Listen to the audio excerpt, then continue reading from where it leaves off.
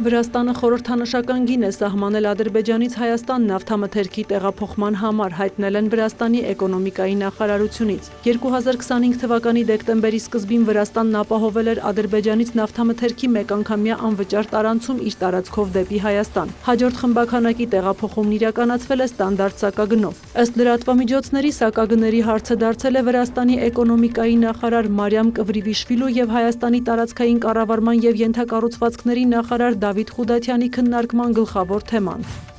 Իրանում հրապարակվել է անցյալ տարվա վերջից այս տարվա հունվարի կեսերը երկրում տեղի ունեցած ցույցերի ժամանակ զոհվածների ամբողջական ցուցակը։ Իրանի արտաքին գործերի նախարար Աբբաս Արաղչին հայտնել է, որ կառավարությունը հավատարիմ մնալով լիակատար թափանցիկության խոստմանը հրապարակում է ցույցերի ընթացքում զոհված 3117 անձի ամբողջական ցուցակը, որում կա ոստիկանության 200 սպա։ Ավելի վաղ Իրանի իշխանությունները հրապարակել էին ցույցերի ժամանակ զոհված 2986 մարդկանց ցուցակը։ Բողոքի ակցիաների պատճառը երկրում խորացող տնտեսական ճգնաժամն է եղել, այդ թվում ազգային արժույթի փոխարժեքի կտրուկ անկման ֆոնին։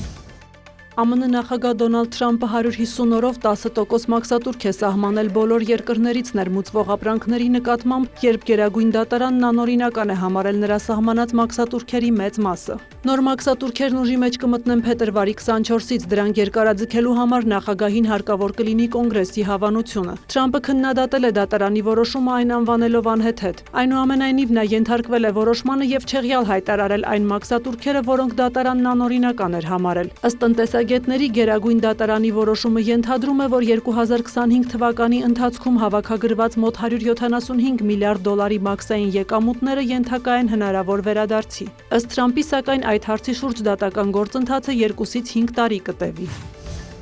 Հունգարիան կաջակցի Ուկրաինային 90 միլիարդ եվրոյի չափով Եվրամիության վարկի տրամադրմանը, եթե վերսկսվի նավթի տարանցումը դրուժբա խողովակաշարով, հայտարարել է Հունգարիայի արտգործնախարար Պետեր Սիարտոն։ Մենք կարգելափակենք Ուկրաինային 90 միլիարդ եվրոյի չափով ԵՄ վարկը, քանի դեռ չի վերսկսվել դրուժբա խողովակաշարով դեպի Հունգարիա նավթի տարանցումը։ Ուկրաինան շանտաժի է ենթարկում Հունգարիային, դադարեցնելով նավթի տարանցումը Բրյուսելի եւ հունգարական ընդդիմության հետ համակարգմամբ։ Ընտրություններից առաջ Հունգարիա մատակարարումների խափանումներ ստեղծելու եւ վառելիքի գները բարձրացնելու համար, X-ում գրել է դիվանագետը։ Հունգարիան եւ Սլովակիան դադարեցրել են դիզելային վառելիքի մատակարարումն Ուկրաինային եւ սպառնում են դադարեցնել էլեկտրաէներգիայի մատակարարումը։ Նրանք Կիևին մեղադրում են ռուսական հարվածներից վնասված խողովակաշարի վերանորոգումը դիտավորյալ հետաձգելու համար։ Ուկրաինայի նախագահ Վոլոդիմիր Զելենսկին հայտարարել է, որ երկիրը չի պարտվում Ռուսաստանի դեմ պատերազմում, ավելին նրա խոսքով հարավային ճակատում Կիևը հակահարձակման արդյունքում ազատագրել է 300 քառակուսի կիլոմետր տարածք։ Ուկրաինան դեռ վերահսկում է Դոնեցկի մարզի 1/5-ը, Ռուսաստանը վերահսկողություն է հաստատել գրեթե ամբողջ Լուգանսկի մարզի նկատմամբ։ Զելենսկին հայտնել է, որ թե ԱՄՆ-ն, թե Ռուսաստանը պահանջում են, որ Կիևը դուրս բերի ուժերը Դոնբասի ամբողջ տարածքից, եւ այդ ժամանակ պատերազմը կավարտվի հենց վաղը։ Կիևը հրաժարվում է ենթարկվել այս պահանջին։ Կիևից նաև պահանջում են նախագահի ընտրություն անցկացնել։ Զելենսկու խոսքով դա տեղի կունենա միայն անվտանգության լուրջ երաշխիքների դեպքում։ Ուկրաինայի նախագահը հավելել է, Կիևը ցանկանում է, որ խաղաղության դեպքում ուկրաինական ուժերի հետ միասին առաջնագծի մոտ տեղակայվեն նաև դաշնակիցների զորքերը, կանխելու հետագա ագրեսիան։ Զուգահեռ շարունակվում են ռազմական գործողությունները։ Գիշերը ռուսական ուժերի հարվածից Սումիում 3 մարդ է վիրավորվել, այդ թվում 2 երեխա։ Օդեսայում վնասներ են արձանագրվել բնակելի տներում եւ ուսումնական հաստատությունում։